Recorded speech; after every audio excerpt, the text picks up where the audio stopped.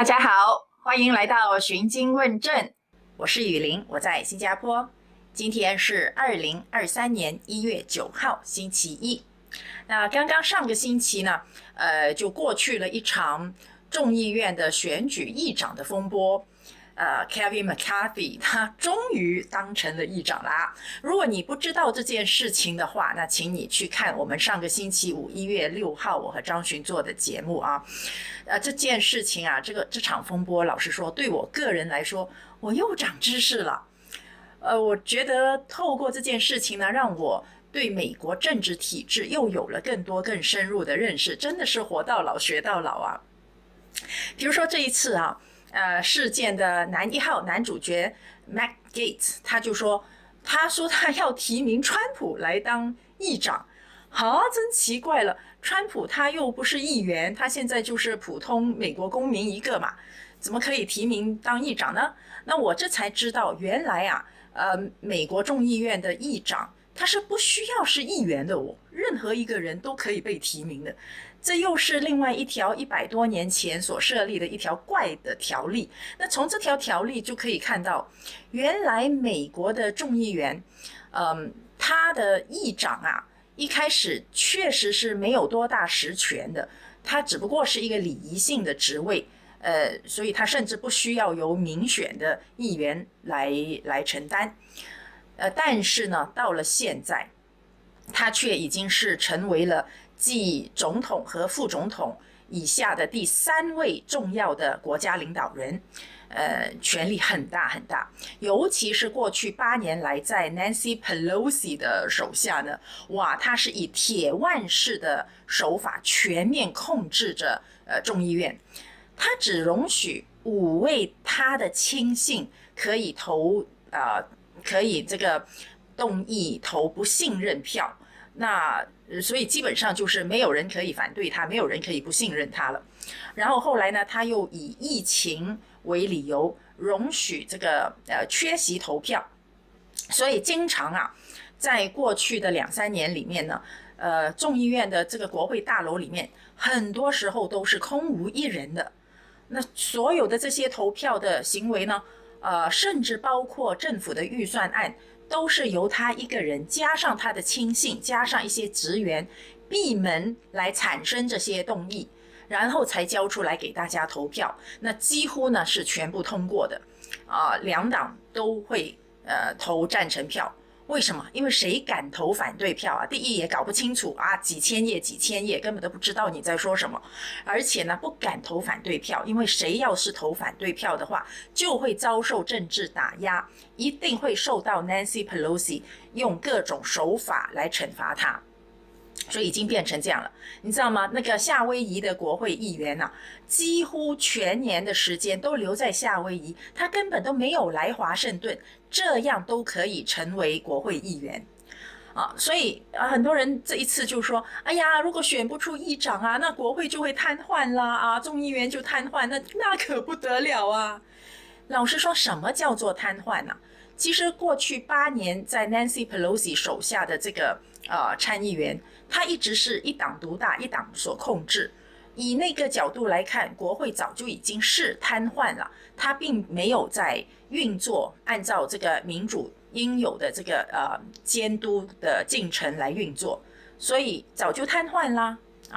还有我们都把政府的功能想得很重要，其实也没有想象中那么重要啊。过去川普在任的时候为了建墙的事情，政府都停摆过好长的一段时候那停摆了，这个美国死得了吗？死不了。其实政府停摆的话呢，发现美国人民发现都根本一点影响都没有，受影响最大的是谁呀？就是这些吃纳税人钱的这些政府人员他们拿不到工资，连租金都交不出所以是政府需要人民来豢养，而不是人民很需要政府那当然政府是 necessary evil， 就是说他们是很有必要的，我们不是无政府主义者，但是呢，没有你们想象中那么的重要。好，那现在这一个共和党的议长候选人现在已经当选为议长了 Kevin McCarthy 呢，他其实是很羡慕 Nancy Pelosi 的这种只手遮天的手法，所以他是希望可以维持 Nancy Pelosi 所享有的种种特权。那基本上就是以他的专制方法来继续管理这个新一届的国会，哇，这多好啊！这就是他的如意算盘。那美其名呢，就是现在是由保守派来占大多数的一个新的众议员，其实就是换汤不换药。也可以说是继续在愚弄美国人民。表面上还是两党制，你看现在轮到共和党上来啦，哇，还是很民主啊，美国还是很民主。其实呢，早就已经是一党独大了，而国会里面呢是一言堂，根本就是你谁上来都是一样，两党里面谁选上来都是一样。Kevin McCarthy 他就是想要维持这样的局面。而且这种局面一旦形成了，它很难改了。为什么？因为上面下面都觉得一致通过那才是理所当然的呀。所以这一次的一个议员那个他叫做 Andy Biggs， 他就说这是一个 trajectory， 就是一个轨迹。这个轨迹已经形成了一种独裁的轨迹，就是由一个人说了算，其他人呢都像橡皮图章一样投票通过太平无事啊，样样每一个的那个预算案每一个的动议都顺利通过，这多好啊！所以这个就形成了一个轨迹，但是这个轨迹呢是偏离美国建国精神的一个轨迹，建国精神不是这个样子的。那所以这个轨迹很多人觉得很舒服，都已经很习惯了，你就很难再去撼动它。因为上面掌权的人说就是这样的，听我的，下面的人也说don't rock the boat 不要去搅乱这个轨迹。OK， 大家都很舒服慢慢都习惯了，这个叫做温水煮青蛙。然后突然之间呢，有人出来搅局，说 no， 这个轨迹不对，我们要来挑战这个轨迹。OK， 所以就出现了上个星期的15轮的投票。那这个到底是一个搅乱呢，还是把它回归到原本应有的民主的轨迹呢？那就要看你从哪一个角度来看哦。如果你是站在一种膜拜权力，相信政府权力相信政府效率越高越好，权力越大越好的这种理念，那你就觉得干嘛要出来搅局，干嘛投票15轮这么难看，这么没有效率。但是如果你是从一个真正民主的角度来看，这样很好大家谈，大家对谈，大家来交涉平等的谈判这有什么不好？所以要看你从哪一个角度来看。那 Matt Gaetz 和Lauren Boebert 呢，这一次他们就是搅局的人他们是带领搅局的人。为什么要出来搅局？不是说你任何时候要搅局都搅得成的，这是一次难得的机会，也就是感谢上帝，这一次红潮没有出现，反而带来了这一次对 MAGA 极其有利的机会这一次的机会是连 Kevin McCarthy 自己都意想不到的他以为自己是很顺利如果你不知道我在说什么，听不懂呢，一定要去看我们上个星期的节目，我在这里就不要多重复说了。好，那么这一次趁着这一次难得的上帝所赋予的好机会，他们要紧紧抓住，他们要做的就是利用自己手中非常有分量的选票本来是没有分量的，现在他的选票变得非常关键，非常有分量呢，就可以去跟 Kevin McCarthy 来交涉，因为他太想当议长了，他志在必得。于是他们就提出了好几条限制议长权力的条件，也就是说他们趁这一次的机会要把议长的权力回归到一个接受监督的情况底下。也就按照他们的话来说这次 Matt Gaetz 和 Lauren Boebert 都提过好几次，就是要 Kevin McCarthy 要这个议长呢 put on a straight jacket。什么是 straight jacket？ 就是疯人院里面的那个衣服他把那个袖子这样绑住，所以你穿了那一个衣服以后呢，你就动不了你就不可以发疯，不可以作恶，那你就绑手绑脚了嘛，就掣肘了这一个议长他做决定的能力，他就不可以为所欲为啊，甚至他是可以被某一个议员动议，他就可以把他踢走的。如果你敢为所欲为的话，而且你要通过任何的决议案呢，你都需要达到某一些条件，你就不可以一个人说了算。那这样的一些条件，对于想要滥权的这一位议长来说，还有想要透过一个 Rhino 议长来帮助他们作恶的民主党来说，还有对于想要买通一个议长就能够买通整个众议院的共产党来说，那都是坏消息，是吗？如果你整个众议院每一个人都有权，那你就要去买通每一个人。哇，那个是那个是多少啊？那个是300，那个是435个人呐，你要全部买通。但是如果是一个人说了算，有一个议长只手遮天的话，你只需要买通这一个议长就可以了嘛，是吗？那所以对于很多人来说，这个就是搅局，这个就是坏消息。但是对于真正明白民主精神，真正明白人性之恶，明白政府是利维坦，政府是必须要受到掣肘的真正的保守主义者来说呢，这绝对是好事，这才是应该的啊。那但是这次还有很多保守主义者呢，他们始终是不认同 Matt Gaetz 啊，甚至包括川普和马大姐 Marjorie Taylor Greene， 他们总是想要什么呢？他们想要 get things done 啊，换而言之，他们想要效率，他们还是认为政府应该要有效率。效率啊，那如果说某一个人一拍脑门就让全国都封城封禁，所有人都不准出门啊，所有生意都停止不可以做，这个是不是很有效率啊？然后呢，过了一阵子再一拍脑门啊，全部开放啊，爱怎么样怎么样啊，这样是不是很有效率？但是你看到那个乱吗？所以当一头利维坦它充满效率的时候，那是很可怕的啊。所以很多人尤其是那种民主小清新啊、民运人士啊，都说美国体制好，美国体制好。那请问美国体制好在哪里呢？我告诉你好在哪里，就是好在没有效率，真的是太没有效率了。那为什么当年这些有信仰、有道德、又充满智慧、又有勇气的美国国父们，他们要设计一套那么复杂的政体呢？比如说众议院，哇，有435个席位，2年就要选一次，那是多么劳民伤财啊！参议院有100个席位，6年选一次，哇，又到处要去募捐啊，要去竞选啊，又是很劳民伤财的。然后大家要开会立法啊，什么财政预算我这次才知道，原来他们有时候要花1整天的时间来为某一座政府的建筑物来命名啊，这个又要开会，又要提案，然后要大家投票，又要等白宫通过啊，然后又可以被否决，然后又要重新的大家要彼此的辩论，哎呦，太没有效率啦！那这个是什么？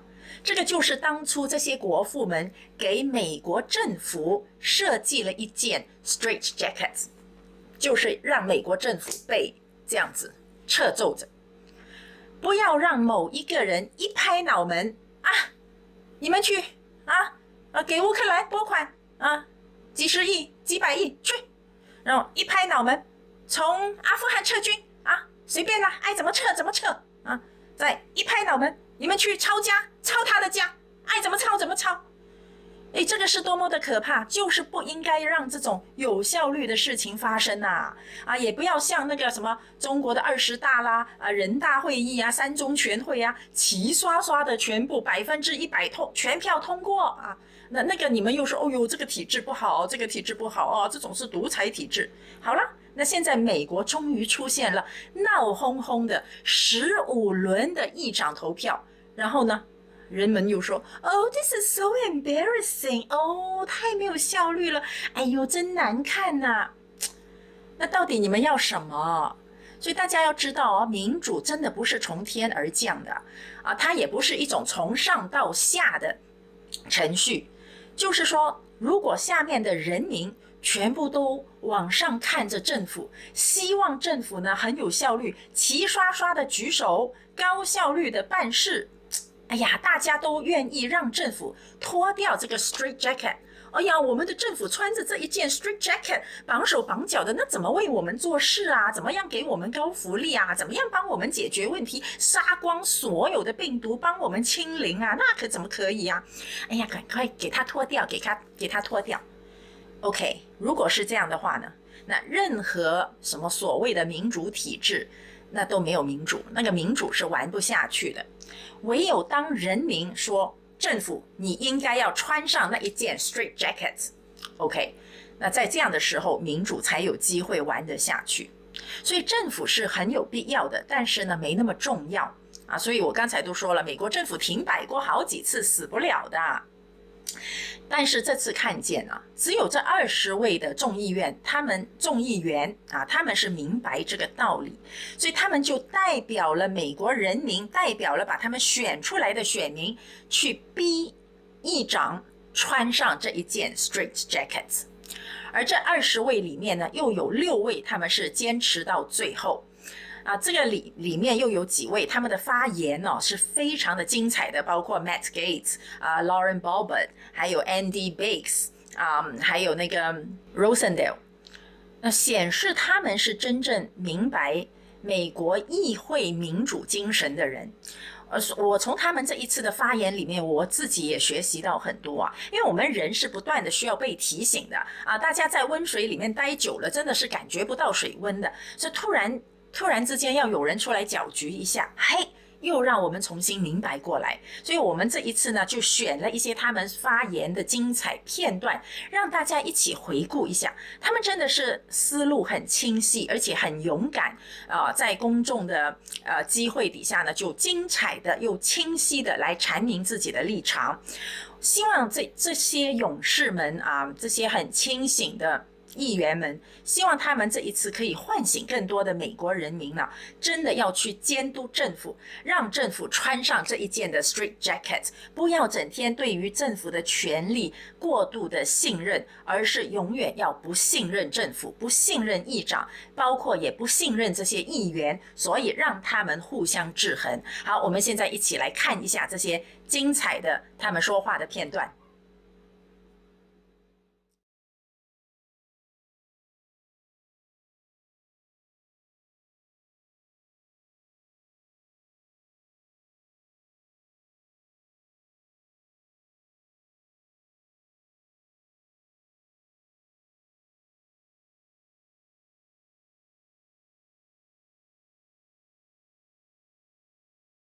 Those of us who will not be voting for Kevin McCarthy today take no joy in this discomfort that this moment has brought.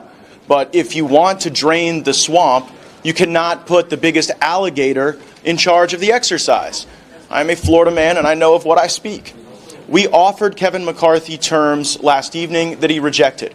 We sought a vote in the first quarter of the 118th Congress on term limits. He refused. We wanted a budget from the Republican Study Committee that balances on the floor in the first quarter. He refused. We wanted the border plan that the Texas delegation put together on the floor. He refused. And it is true that we struggle with trust with Mr. McCarthy because time and again, his viewpoints, his positions, they shift like sands underneath you. Even Kevin McCarthy's own mentor recently said that the lies always change. And Mr. McCarthy is not only responsive to pressure from the right. Time and again, he has failed to achieve the goals that we seek on spending and on the fight. For months, we have been asking Mr. McCarthy for his battle plan. How do we ensure that we stand up for folks in the military who feel like they're being purged? How do we ensure that if there is the passage of a farm bill, it includes things like work requirements? And all we got was a handful of howdy and a mouthful of much obliged. So we do not want to be here at this moment. We would prefer to have a unity of purpose, but we will not continue to allow the uniparty to run this town without a fight. There's very little difference between Nancy Pelosi and her California delegation mate that seeks the gavel. And we want to change because this town is broken. And this is a person who has acknowledged in Mr. McCarthy that the town is broken, and he has been a part of that process for many years as a member of the leadership. We'll take some questions. So, Lauren, where does it all stand? We've given a recap of the speaker fight through last night on the show. Kevin McCarthy lost 3 rounds of voting 2 days ago. He loses 3 rounds of voting yesterday. You and those terrible, evil House Freedom Caucus Republicans, you're not budging here. So what happens? Well, let's begin at where it started. This started in the summer. We wanted to handle this privately and have a solution before January 3rd. These negotiations began in the summer, and they were dismissed because Kevin McCarthy thought he was going to have this massive red wave, and our votes did not matter. When he saw that the $300 million that he raised did not produce the red wave that he promised, he realized quickly he's going to need our votes. And so some concessions were put into play. It was very difficult to get them into play. It was difficult to get them approved with our rules process, the way Washington, D.C. operates and functions. We want to fundamentally change this town. It is broken. It is less popular with the American people than cockroaches. So we have to get something right here, and we cannot go along with the status quo. Well, on January 2nd, 2 of my fellow colleagues and myself, Matt Gaetz, Scott Perry, we walked into Leader McCarthy's office after whipping votes all day long and handed him 218 votes. We said, here it is. Let's seal the deal. Here's some common sense issues that you can put forward, some promises that you can make. Single member motion to vacate. So there is accountability on the third in line to the presidency of the United States. You cannot demand more responsibility and follow Nancy Pelosi's precedents of less accountability. So this is our check and balance on the speaker. And that was a priority for me personally, certainly, and for many others. But then things like bring the Texas border plan to the floor for a vote. Bring a term limits bill to the floor for a vote. Any member who wants to reduce spending in an amendment will make that amendment in order so we can bring it to the floor and have a vote. Earmarks, bring them to the floor individually for a vote. This is spending money that we do not have. So let's at least have a vote on it instead of packing it into a bill where we have no option to either swallow the whole thing or say no way. These are things that we presented to him. He solicited a list from us of committee assignments. All members provide committee assignment requests. We know where our talents and skills are best utilized, and we provided that list. Kevin McCarthy made a great argument saying, listen, the people in this group only want 2 committees. I need you spread out. I want you to have more influence. And we agreed with that. And we said, this is a time constraint on many of the members. It's a lot of responsibility, a lot of pressure, but we're willing to take that sacrifice and have these committee assignments that bear more pressure. And so we provided that to him. And then January 2nd, when all of that was laid on the table, Kevin McCarthy laughed us out of the room, said that it was a selfish wish list, and would not take the deal. Well, now here we stand, Michael. I no longer have those 218 votes to provide to Kevin McCarthy. So it doesn't matter if I go to the floor today and vote for Kevin McCarthy, because there are now more than ever votes that he does not have to get to that speakership. This is very important to know. He walked out of that meeting and lied about what we requested. Trust is absolutely broken if there was any to begin with. And this is a huge problem. We want unity in the Republican Party. And I believe now is the time to start seriously considering consensus candidates who will unify the Republican Party so we can get to work for the American people. This is really important context, I think, because what you're saying is over the summer, Leader McCarthy just didn't think he needed you guys because there were supposed to be more Republicans in the House. And so he would be able to win the speakership without having your votes along. Because of what happened, that turned out to be a bad bet. And when you make bad bets, you got to pay the price for those bad bets. And you bring up this other point, which is trust. And I think this is really important because a lot of this debate has focused on how on the issues, Kevin McCarthy is relatively pretty good. You know, we come from a world of John Boehners, so I guess Kevin McCarthy is more conservative than John Boehner. But what you're saying is, no, it's really about trust. When we're talking about leadership elections, we need to be able to trust the leader. And what you're saying is, you don't think that Leader McCarthy has proven himself trustworthy.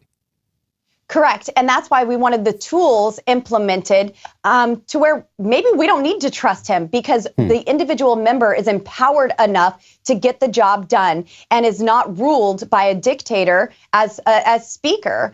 This is not a kingdom that we live in. We don't anoint a king. I believe that this is how our founding fathers intended this process to work. Our vote is there to be debated, not just rubber stamped and cast to the biggest fundraiser.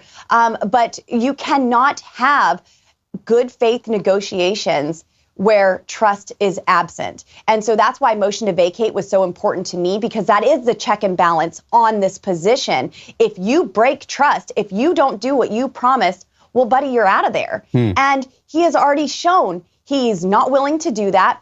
I still have not seen a public announcement of a single member motion to vacate. He's lying to the American Lauren, for those who don't, for those listening who don't know what that is, what is a motion to vacate? A motion to vacate gives us the opportunity to remove the speaker and have another vote for speaker if necessary. This is something that does not get used, but it's available. This is something Thomas Jefferson wrote and has been in effect for nearly 2 centuries. And Nancy Pelosi was the first speaker in history to modify that. She removed that individual empowerment from the member and said, you no longer have a say in this. I get to rule how I want, and you don't have a check, you don't have a balance. Kevin McCarthy wanted to leave that as Nancy Pelosi had it. There were concessions. He got down to 50, got down to 20, got down to 5. No, Thomas Jefferson wrote it as one member. Any one member can bring that motion to vacate the chair forward. And that is our accountability. This is something that was my red line. And I've only heard from a staff member who chased us out of the GOP conference and begged us to vote for Kevin McCarthy. We'll give you a single member motion to vacate. And I said, that's adorable. Where's Kevin saying it?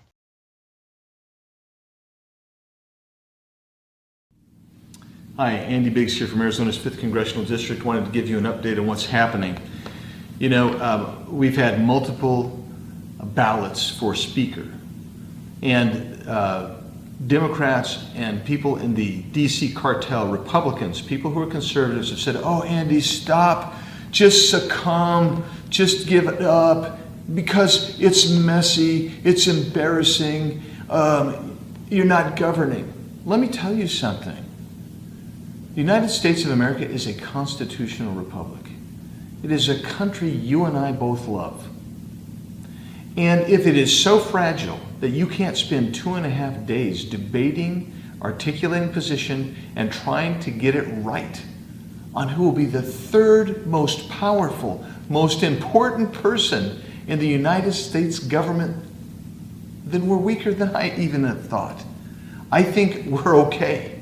I think it's okay to have those debates. I think it's okay to push each other verbally and in debate. It sharpens who we are. And it doesn't make it irrevocable that we can't work together, because I'm just telling you, I've been talking with many of my colleagues on the floor from the entire other spectrum. We all understand what's at stake here. We all understand that the left has taken over every institution in the United States. And for me, I said, why don't we make a change of the trajectory? Why don't we change the leadership? Because if you can't make a change when you have an opportunity to make a change, when will you do it? It just seems so important and so imperative to me. And so many of you have supported me. Thank you. Thank you for your support. Others have been critical. Thank you. Thanks for letting me understand where you stand.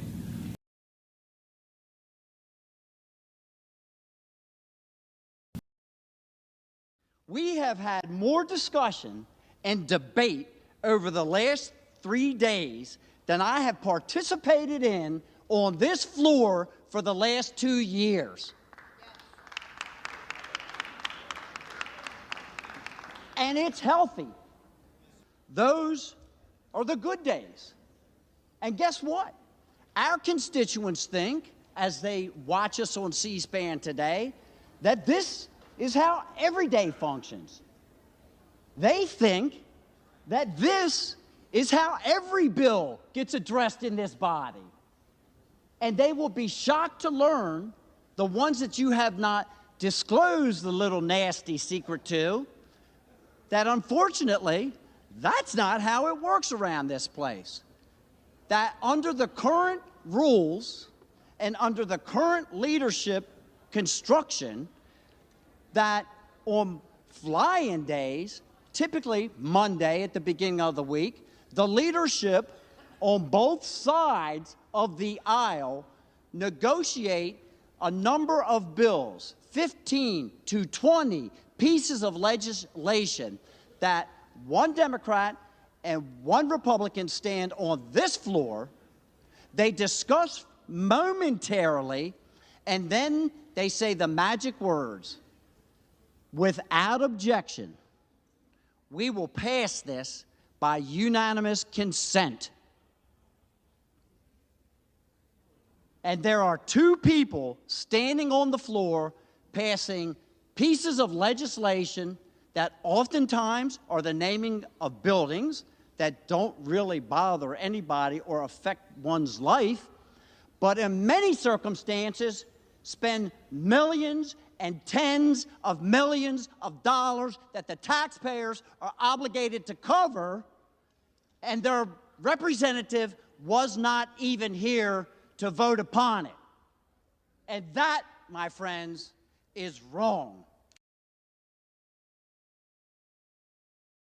Rosendale. Kevin! Hearn.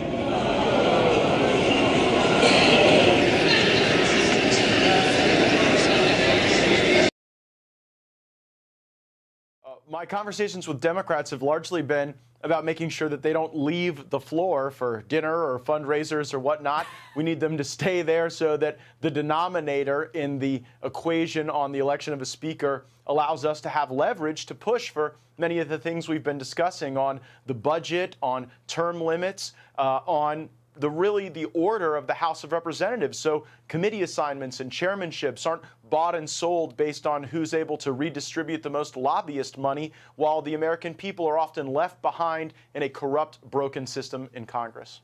Yeah, I think that your point about rushing off to events with consultants or fundraisers is important. I saw there was a fundraising email sent out by Andy Biggs, who's one of the other individuals, of course, opposing McCarthy.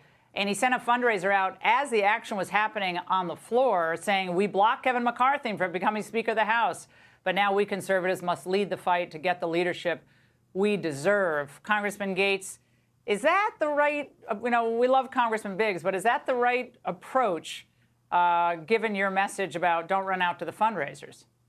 Well, I wanted to make sure people stayed on the floor. I've sent out similar emails, and the reason is because pro-McCarthy groups have actually been running robocalls in our districts trying to pressure us and leverage us. So yes, when you have Kevin McCarthy utilizing his extensive political resources to battle against House conservatives, we want the great patriots all throughout this land to go to mattgaetz.com, chip in, so that I can fight back and get a message out about the great things that we are working to achieve. And it is not the end of the world that we take a few extra days or maybe even a couple weeks to sort this out. I mean, Laura, you know this. There are some days in Congress where the only thing we vote on is the changing of the name of one post office. Now we're deciding who's second in line to the presidency, and the construct of these rules concessions functionally turn the speakership into a ceremonial position. Matter of fact, if my colleagues get what they want from McCarthy, the chairman of the Freedom Caucus will actually be more important than the Speaker of the House in determining the legislation that reaches the floor, how amendments are processed, and how spending occurs going forward. Kevin McCarthy is the masthead of the lobby corps, and I resent the extent to which Kevin McCarthy utilizes the lobbyists and the special interests to be able to dictate how political decisions are made, how policy decisions are made, and how leadership decisions are made. Kevin McCarthy has been in the leadership for 14 years, and he has sold shares of himself to special interests, to political action committees, and so that's why I don't think he is an appropriate choice. He also has no ideology. What's that? Why is Trump? Why? I mean, you are very close. Well, I mean, to look, I love President. Yes, I. So why is Trump for him? I mean, how many posts on Truth Social can we see from President Trump telling y'all, okay, this has been fun, but let's wrap it up here? Well, I love President wrong? Trump. I love President Trump. I defended him a great deal in Congress, but HR wasn't always his strong suit. You know, President Trump got us folks like Jeff Sessions and Bill Barr and Jim Mattis and Mark Esper, people who didn't always advance America First policy. So while I think Trump has the vision, on this. I do. I think President Trump is wrong to the extent that he supports Kevin McCarthy. I'm going to support President Trump when he runs for re-election in 2024, but I'm not going to back him on this play. So look, if we are able to get these rules Are you going to be changes, okay, Congressman? Will you be okay then if there's ultimately a deal struck with moderate Democrats that give Democrats kind of co-control of the committees? You're fine with that? No, absolutely not. That will not happen. There are two potential scenarios here. No, listen, I'm on the floor, Laura. These 212 Democrats are going to vote for Hakeem Jeffries every single time. He is a historic candidate for them. They are not going to cleave off under any circumstance. I assure you that if Democrats join up to elect a moderate Republican, I will resign from the House of Representatives. Myself, Matt Gaetz, and every single one of the 20 conservatives that demanded these changes did so for the good of the country, full stop. Where are you tonight on Kevin McCarthy? Well, I believe that when this is all over, everyone from the Speaker's office to my more moderate colleagues, even friends and allies that I've exchanged some tough words with, like yourself, we will work together to deliver historic fundamental changes in D.C. We will have conservative solutions on important issues facing the American people. So we'll see how tonight goes. I think that there are some things that we need to get locked in and make sure that we are able to deliver on these promises. And I truly believe that after months of the negotiations that we've seen, Republicans are going to be far more prepared to lead and more prepared to govern than ever before. Matt Gaetz, where are you tonight?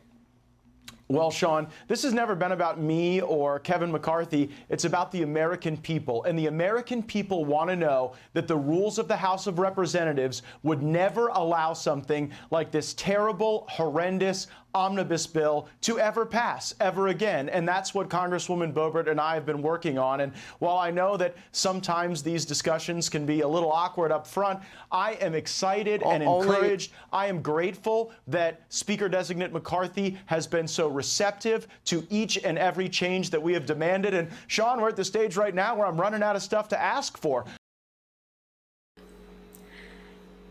这里是询经问政，我是雨林，谢谢大家的收看，我们下次再见，拜拜。Every heart should beat